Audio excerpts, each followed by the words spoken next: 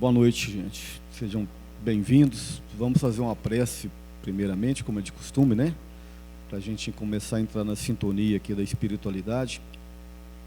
E levemos, então, os nossos pensamentos aos planos mais altos, evocando a boa espiritualidade, para que ela possa intuir os estudos dessa noite, nos intuir ao entendimento, ao esclarecimento. E também pedimos aos bons espíritos para que possam nos assistir nas nossas demandas de saúde, nas nossas demandas espirituais, atendendo a todas as necessidades, principalmente do nosso espírito e dos amigos espirituais também, que porventura foram trazidos por nós e que aqui estão nesse ambiente, também possam receber o auxílio da espiritualidade. Sob as bênçãos dessa espiritualidade de Deus, nós iniciamos assim o estudo da noite. Assim seja. Bom, pessoal, meu nome é Alexandre, uma boa noite, sejam todos muito bem-vindos. Hoje nós vamos, na verdade, mais fazer um estudo doutrinário do que uma palestra do ponto de vista evangélico ou algo assim. A doutrina espírita, ela tem basicamente três vertentes, assim que a gente diria, né? Uma vertente mais filosófica, uma vertente mais doutrinária, né? Que a gente ousa dizer científica, e também uma vertente religiosa, né? Mas quando a gente fala religião, respeitando naturalmente todas as religiões, a gente fala no sentido lato da palavra religião, que é de origem do religare, né? A religação do espírito à espiritualidade, a Deus. Ou seja, é muito mais do que uma instituição, é um movimento de elevação do espírito em encontro com aquilo que nós acreditamos que seja Deus e a espiritualidade. Então, hoje nós pretendemos fazer um estudo, né, de uma natureza mais doutrinária, mas que naturalmente traz benefícios, né? Porque todo conhecimento, quando é para o bem, ele traz benefícios, naturalmente. E hoje nós vamos discutir um aspecto que causa muitas dúvidas nas pessoas, principalmente para quem está começando agora no espiritismo, ou ainda não é espírita, né? Oficialmente falando, né? Apesar que a gente não tem carteirinha de espírita, né? Mas é porque, naturalmente, quando as pessoas começam a estudar, quanto mais elas estudam, mais entendimento sobre a doutrina elas vão ter e mais naturalmente elas se envolvem, né, nas questões do espiritismo. O tema é o seguinte: a evolução do espírito, né? A gente tem umas incertezas, todos nós temos incertezas, várias delas, né? E uma delas é como que se dá esse processo de evolução do espírito. Por que a gente vê espíritos ou pessoas mais evoluídas do que as outras, do ponto de vista intelectual, do ponto de vista moral, do ponto de vista intelectual e moral, né, e do ponto de vista espiritual? Eu separo o espiritual um pouco da moral, porque a moral está mais ligada aos comportamentos, né, e o espiritual está mais ligado ao próprio espírito em si. As pessoas mais espiritualizadas, elas naturalmente vivem um movimento espiritual muito mais confortável. Aqueles que estão numa evolução moral, né, buscam se adequar dentro de um conceito de moral humana, mas evidentemente adequando o seu espírito também. E o intelectual, porque o intelectual é que faz com que o espírito movimente o encontro da sua razão e, consequentemente, com a sua própria natureza espiritual, né? Pois bem, então a evolução do espírito é um certo tabu em algumas correntes filosóficas, né? Até mesmo dentro do própria doutrina espírita existe uma dificuldade assim, um pouco de entendimento e algumas discussões em alguns aspectos, mas a gente vai tentar abranger isso desde lá do início. É lógico que o tempo é muito pequeno, né? A gente vai fazer uma síntese para a gente construir um pensamento racional, né? Dentro de uma lógica racional. E aí a gente começa primeiro na origem da palavra, né? Evolução do espírito. Evolução é a ação de evoluir, naturalmente, né? É a transformação. É aquilo que nós estamos fazendo aqui. É aquilo que o ser humano, acreditamos que o ser humano está fazendo na Terra, é buscar a sua evolução, a sua transformação. E a palavra espírito, né, é o mesmo que alma, em algumas religiões, em algumas ideias. A palavra alma, ela tem algumas origens interessantes, né, do grego psique. Daí que vem psicologia, psiquiatria, a psique humana, né? Então, no grego, alma é psique. No latim é ânima, aonde deu origem, né, chegou-se em português na palavra alma, ou seja, ânima, aquilo que anima o corpo. Então a ideia de espírito, a ideia da alma é aquilo, né, do ponto de vista etimológico, aquilo que anima o corpo. Agora, se a gente pega todas as religiões e todos os retratos, né, os recortes históricos delas e das filosofias, nós vamos ver esse embate, né, entre conceito de alma, conceito de espírito. Todas as religiões acreditam na existência da alma, todas. Desde as politeístas orientais, as monoteístas ocidentais, passando pelo judaísmo, que é a mãe do monoteísmo, né, o pai da filosofia monoteísta, da religião monoteísta, desde as suas variantes, do catolicismo e do protestantismo. Enfim, todas as religiões acreditam numa existência de uma alma, na existência de um espírito. É a base da construção das religiões. Porque sem o entendimento da alma, a gente cai na vertente materialista, que não existe nada que anima o corpo. Ou seja, o corpo é uma matéria, um aglomerado de células, né, de átomos, que é movido simplesmente pela mente. Então, todas as religiões têm essa ideia de que existe a alma.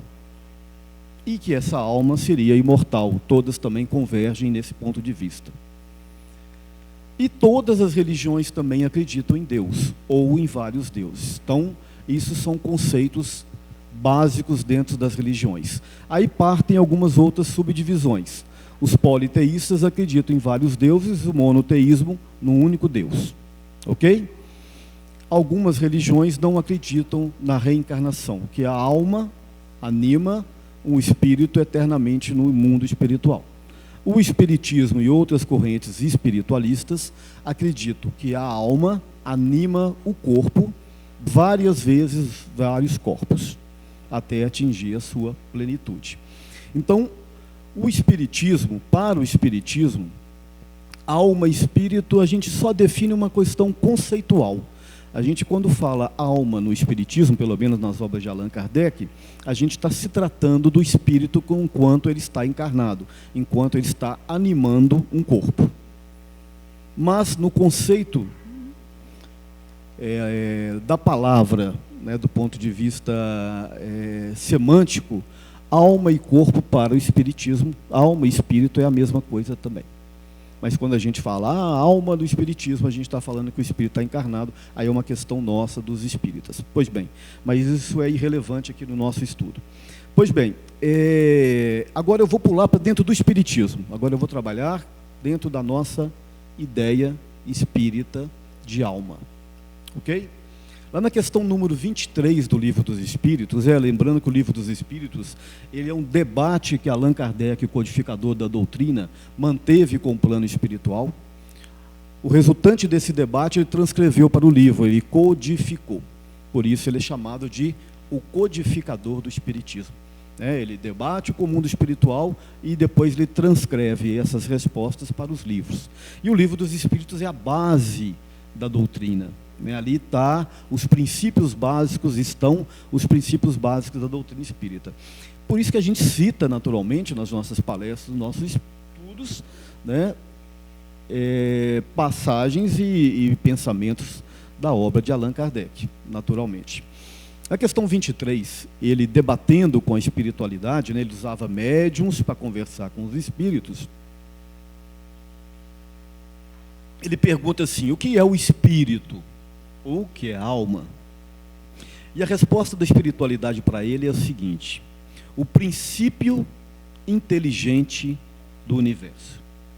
A resposta é sucinta e objetiva: o princípio inteligente do universo. Então, o espírito é o princípio de uma inteligência universal. E aí ele discorre sobre ela ao longo do estudo. Então veja bem, Allan Kardec pergunta: o que é o espírito? O espírito aqui está com E minúsculo, né? Parece uma coisa que não tem nada a ver, mas tem. O princípio inteligente do universo. Então nós somos os princípios inteligentes do universo, dentro da ótica da visão espírita. Agora, lá na frente, um pouquinho lá na frente, na questão 76, né, ele trabalhando sobre essa questão do espírito, da alma, como é que ele surge, como é que ele se desenvolve, ele modifica a pergunta.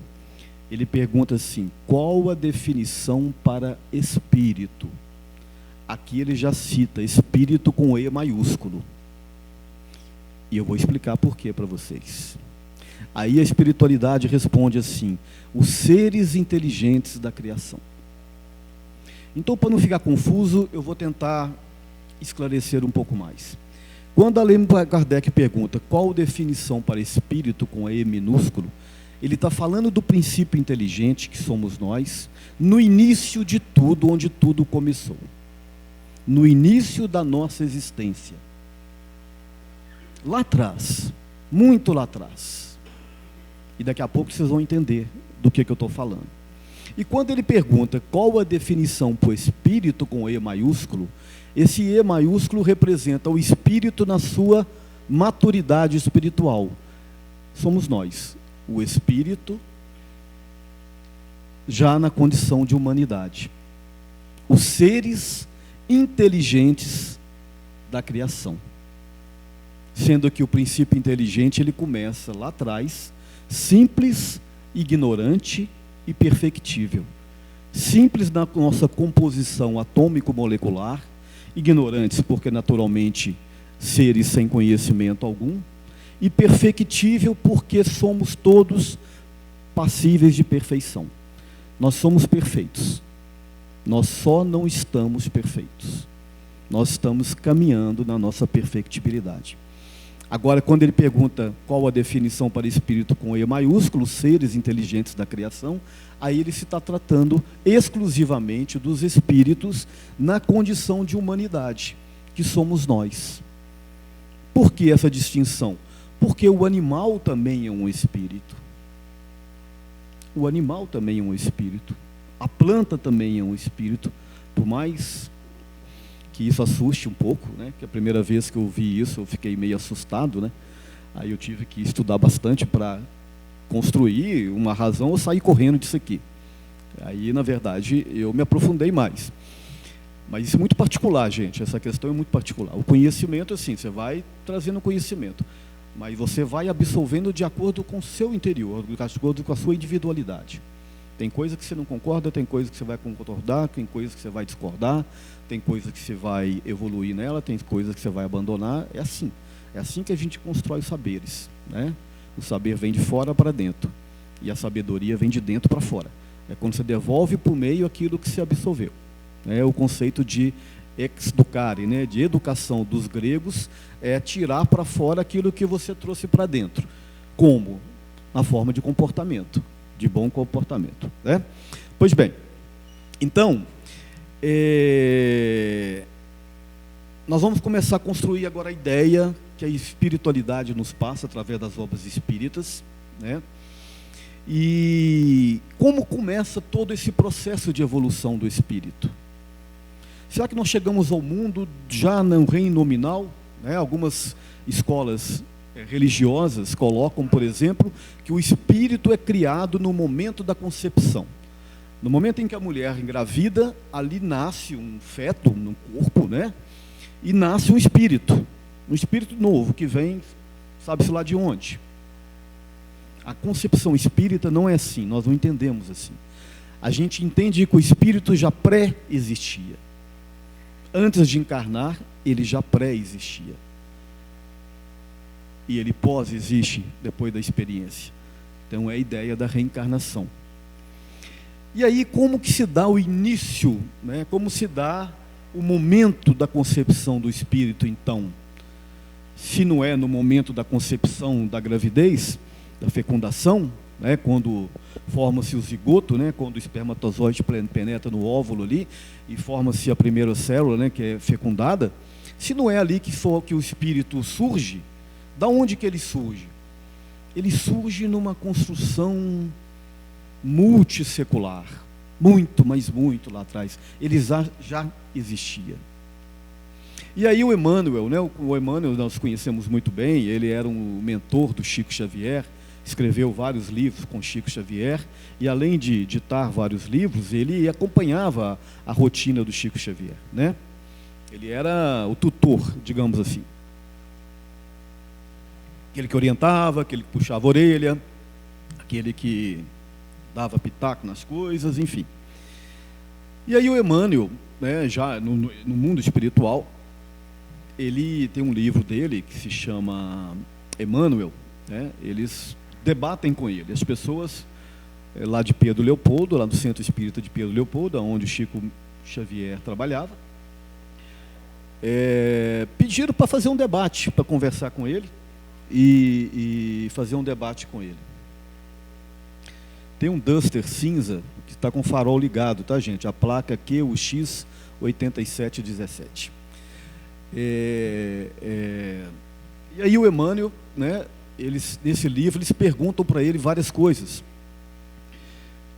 E dentre elas, a pergunta que eles fazem é o seguinte: como que é e qual é o momento da concepção do espírito? Como que se dá esse momento, esse mecanismo? Como que o espírito é criado por Deus? Esse fiat lux, né?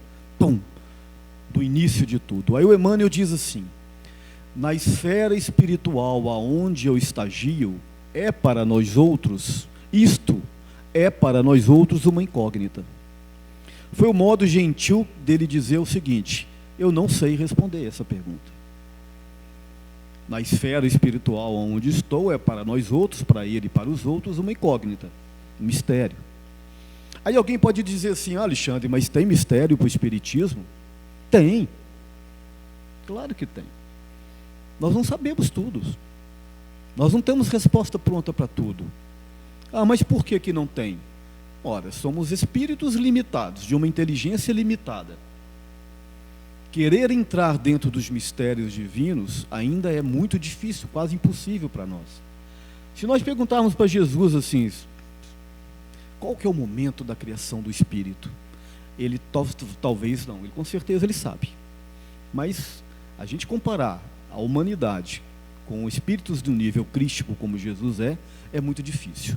Lá na questão 10 do Livro dos Espíritos, Kardec pergunta assim: é permitido ao homem adentrar na essência de Deus? A resposta da espiritualidade é não. Falta-lhes um sentido. Não que é proibido adentrar nos mistérios de Deus. Falta o sentido. Qual sentido que é? É o sentido da espiritualidade plena. Por mais que Jesus chegar aqui e ensinar para nós como é que é feita a criação do espírito na mecânica divina, nós não vamos entender absolutamente nada. Porque nós não temos ainda o sentido para entender. Um dia nós teremos. Quando nós éramos crianças, se nós estivéssemos aqui ouvindo essa palestra, nós não estaríamos entendendo nada, inquietos aqui dentro, né? Tirando algumas crianças que são mais superdotadas. Hoje nós já temos a capacidade de ouvir essa palestra e começar a raciocinar e a pensar. Então existem coisas que nós ainda, mesmo com a doutrina espírita, reveladora, racional, né, com perspectivas filosóficas e científicas, sem ritualismo e sem dogmas, sem fundamentalismos, mesmo assim nós ainda nos debatemos em algumas incógnitas, em algumas incertezas. É natural, porque a doutrina espírita, por mais que ela seja uma construção de saber bem desenvolvido, né, ela está de acordo com a nossa capacidade de entendimento, né? Se nós, não posso falar, às vezes tem algum gênio aqui, se algum aqui entrar numa sala de doutorado em física quântica, teoria das cordas, sei lá, nós vamos boiar lá dentro, não vamos entender absolutamente nada. É uma linguagem que Para nós é completamente diferente, né? A não ser para alguns aqui que tenham mais conhecimentos. Enfim, então tem coisas que realmente nós não sabemos, como, por exemplo, o Emmanuel diz, na esfera onde eu estagio é para nós outros uma incógnita. Pois bem, mas se nós ainda não temos essa capacidade, né, ou essa explicação de como se dá o momento do nosso nascimento como princípios inteligentes, nós já temos a capacidade, ou pelo menos o esclarecimento, que é passado pela espiritualidade, seja nas obras de Allan Kardec, seja nas obras de André Luiz, do Chico Xavier, e também através de outros autores, nós já temos a condição de entender uma perspectiva da evolução do espírito, segundo o entendimento espírita. Pode ser que não seja verdade? Pode. Pode ser que não seja.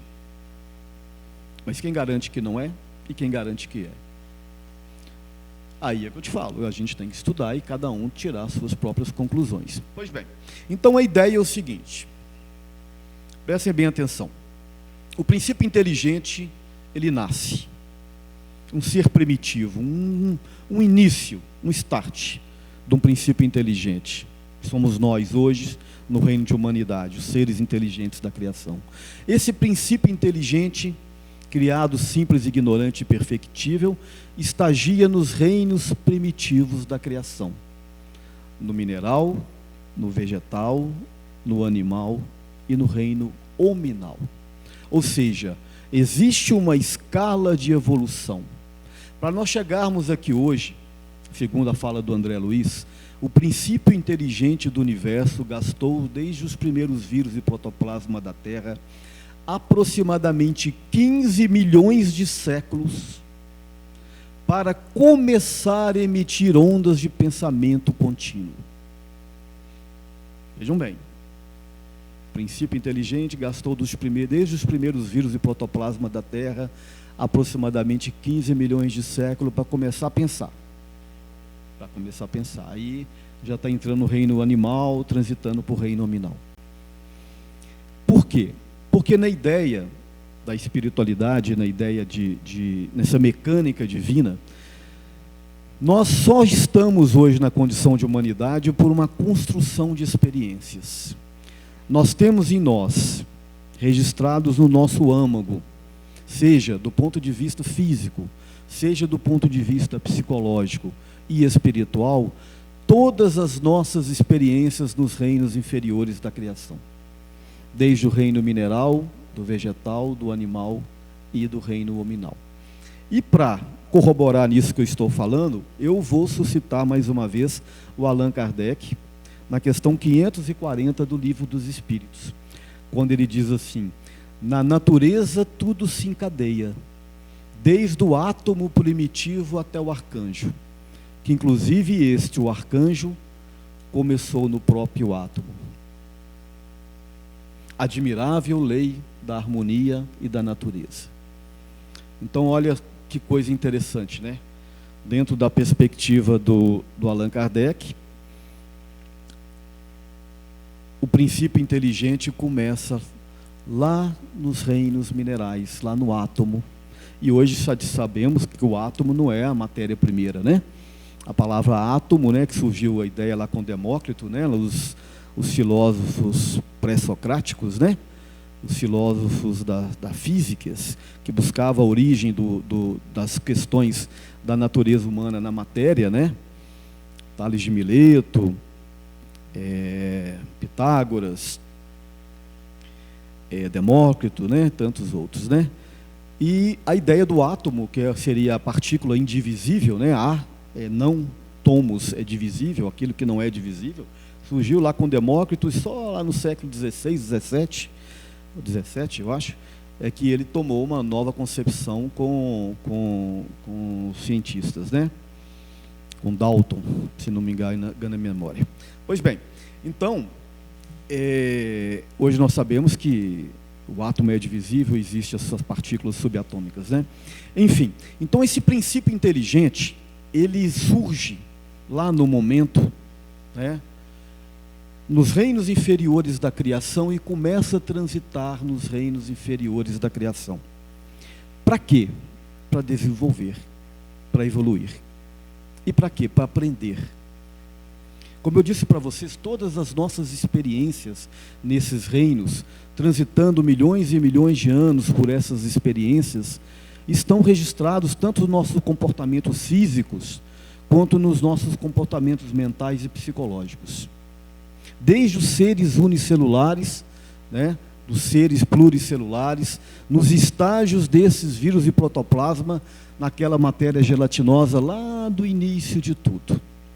Aí a gente faz aí agora um gancho com a Bíblia, né? A gente vai lá na Gênese, aonde sugere que o homem surgiu do barro, né? Não tem aquela história que a gente tem lá?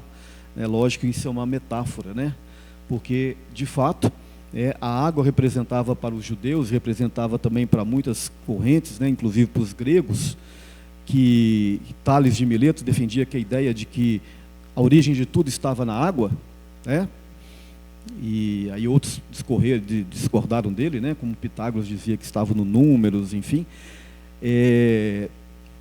Lá naquela matéria gelatinosa, naquele barro, né?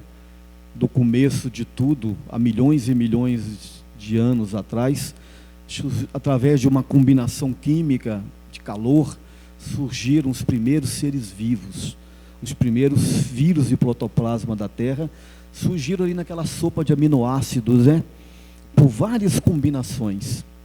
E ali eclodiu o primeiro ser vivo na Terra. E esses seres vivos, com o passar do tempo, eles foram se desenvolvendo, os seres unicelulares, pluricelulares, aí surgem os primeiros animais aquáticos, né, os anfíbios, depois esses animais começam a ganhar os oceanos, surgem os seres rastejantes, aí surgem os mamíferos, quadrúpedes, os bípedes, e aí vem essa magnífica e maravilhosa história da raça humana no planeta Terra.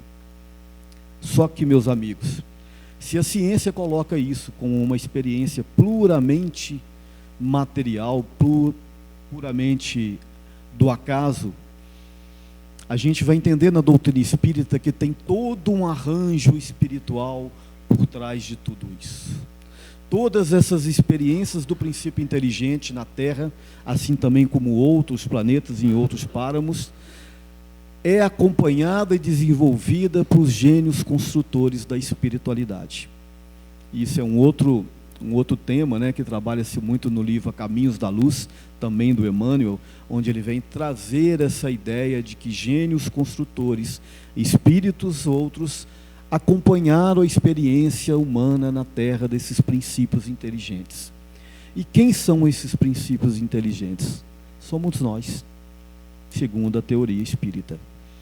E aí, nesses estágios multisseculares, multimilenares, desse princípio inteligente, ele vai galgando, através de um automatismo, ele vai galgando a sua evolução automaticamente. Mas quando eu digo automático, é regido por leis naturais, por leis divinas.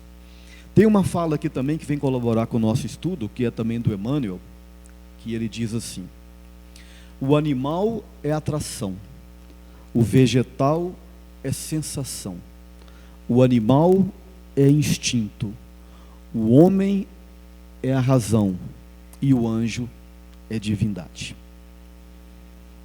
Então, aqui o Emmanuel já traz de uma forma mais poética, né? Nos momentos em que nós, como princípios inteligentes, que nós naturalmente não lembramos dessas passagens, porque não tínhamos razão, não tínhamos consciência, não tínhamos memória, eram apenas princípio inteligente.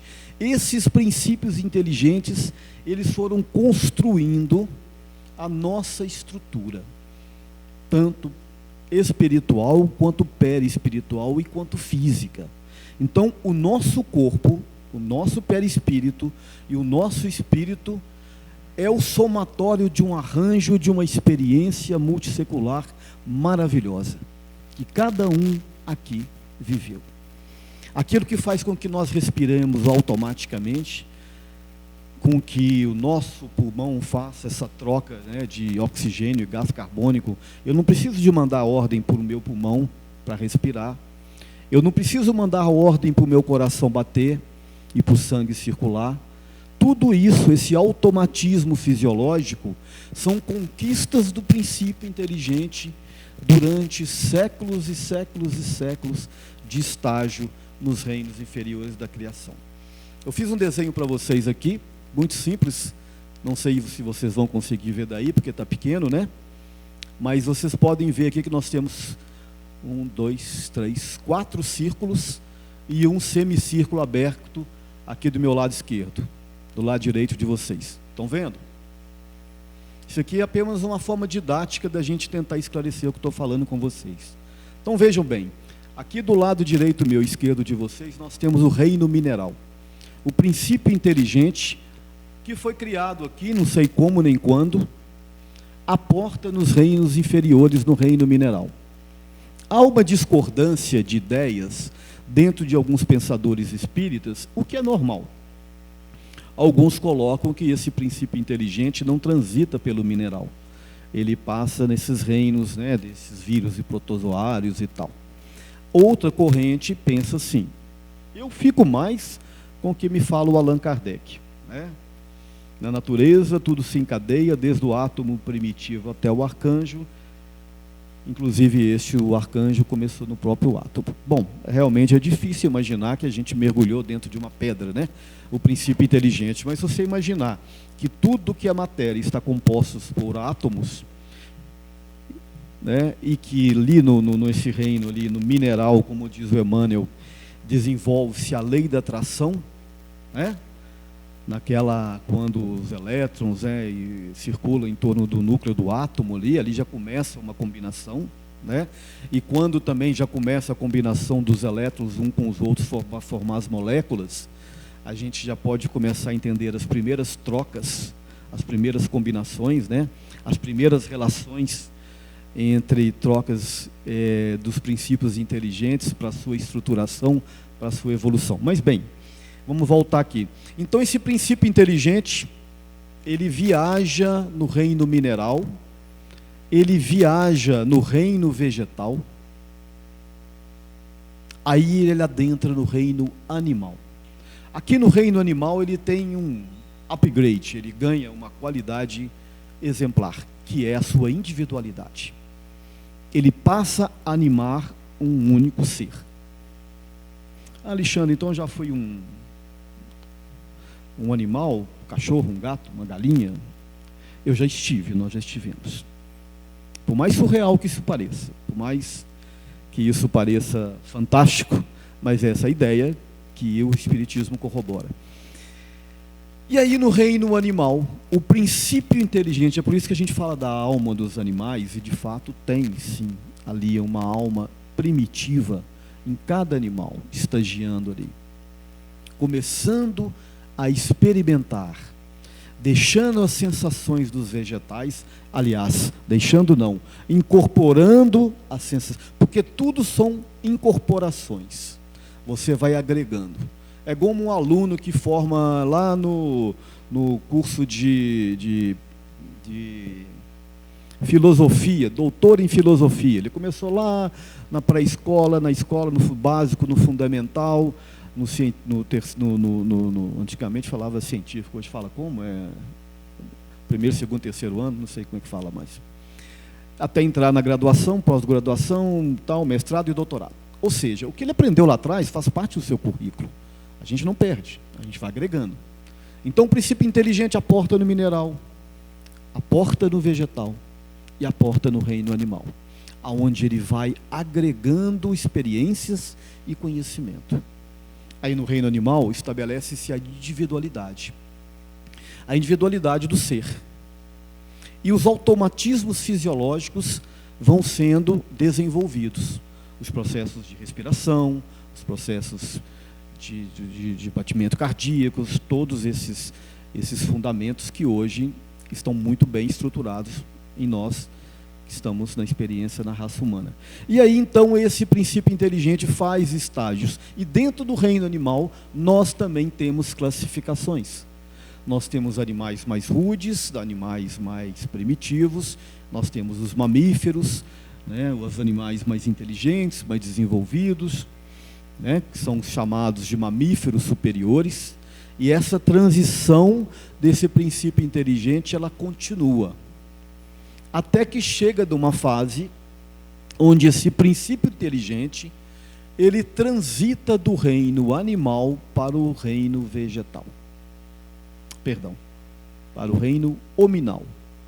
Aí sim, estabelece-se aquilo que nós falamos lá na questão 76 do Livro dos Espíritos, quando Allan Kardec pergunta: qual a definição para espírito? Os seres inteligentes da criação. Agora nós, além de princípios inteligentes, somos os seres inteligentes da criação. Por quê? Nós temos agora a consciência plena e a inteligência plena. Aí nasce uma coisa maravilhosa que se chama livre-arbítrio.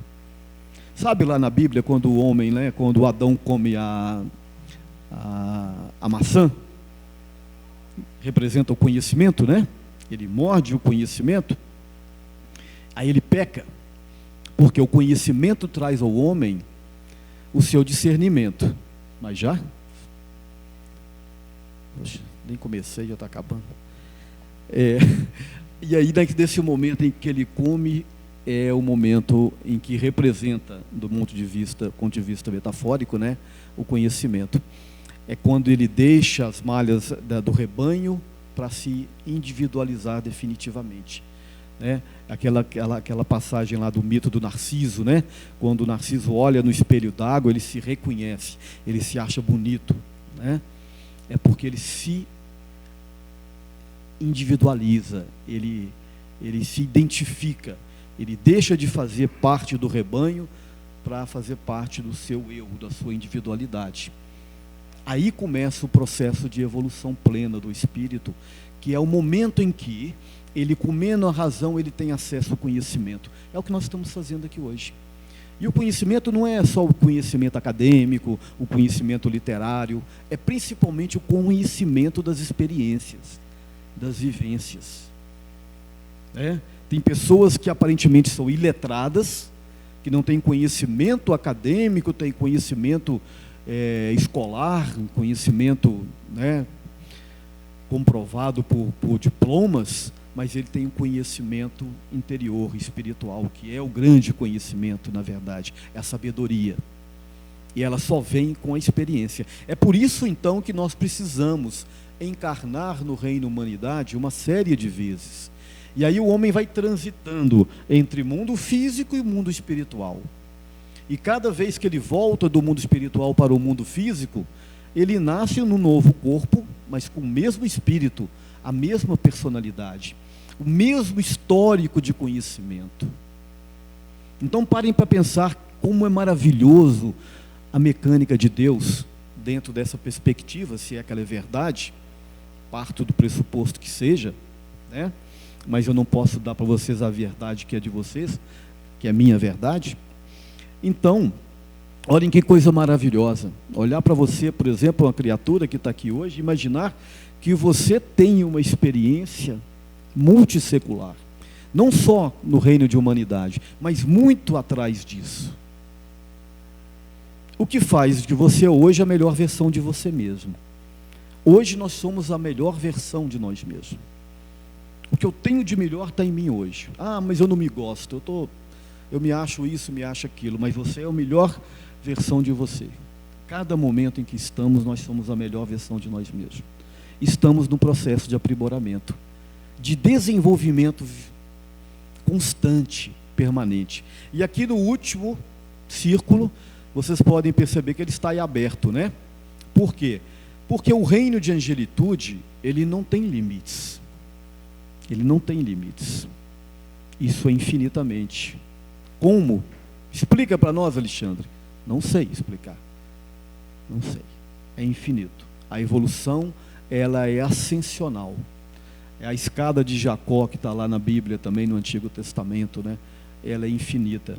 Allan Kardec trabalha isso no Livro dos Espíritos, quando ele estabelece didaticamente 10 classes, né?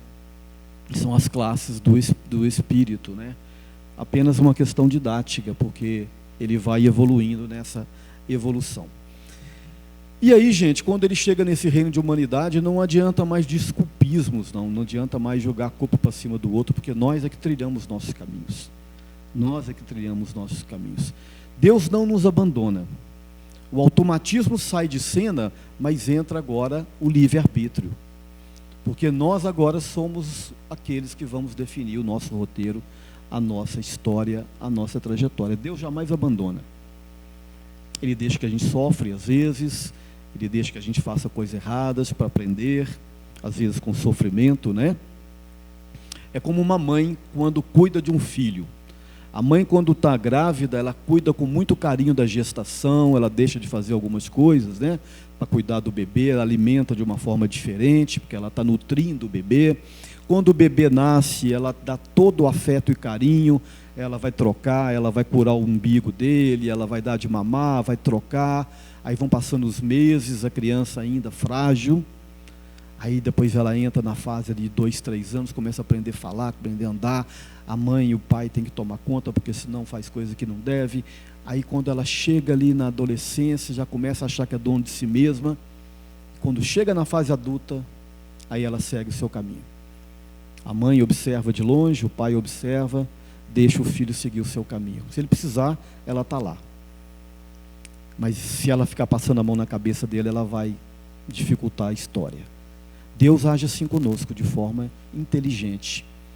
Ele nos deu a oportunidade de estagiar nos reinos inferiores, Ele nos fortaleceu como espíritos, como perispíritos e como corpos físicos. Ele nos deu a inteligência, o discernimento, o saber, os sentimentos, e nos deu todas as ferramentas para cada um de nós elabore a nossa história, a nossa trajetória. Então essa, tinha mais coisa para falar aqui, mas eu acho que eu dimensionei mal aqui o tempo. E aí, só um minutinho, tá, querida? Eu vou deixar aqui para vocês um poema que é de um pensador espírita chamado Rubens Romanelli. Rubens Romanelli, ele foi um pensador espírita muito bom, muito bom. Ele desencarnou em 1979, era um professor, deixou vários livros, ele era muito voltado para a área mais da filosofia e da poesia também. Inclusive, ele é nascido em Divinópolis. E o Rubens Romanelli, ele tem um poema chamado Primado do Espírito, que ele sintetiza de uma maneira poética isso que eu tentei passar para vocês aqui. Então, se eu não conseguir passar para vocês do modo que eu gostaria, eu tenho certeza que ele vai passar de uma forma poética, e aí a gente encerra a palestra. Ele diz assim: de muito longe venho em surtos milenários, vivi na luz dos sóis, vaguei por 1000 esferas, e preso ao turbilhão dos motos planetários, fui lodo e fui cristal no alvor das priscas eras. 1000 formas animei nos reinos multifários, fui planta no verdor de verdes primaveras, e após desenvolver impulsos embrionários, galguei novos degraus, fui fera entre as feras. E depois que me brilhou o facho da razão, fui o íncola feroz nas tribos primitivas, e como tal vivi por vidas sucessivas. E dentro da espiral da eterna evolução, um dia alcançarei em planos bem diversos a glória de ser luz, na luz dos universos. Bonito, né? Com esse poema, então, a gente encerra a fala da noite. Agradeço a atenção e o carinho de vocês. Obrigado.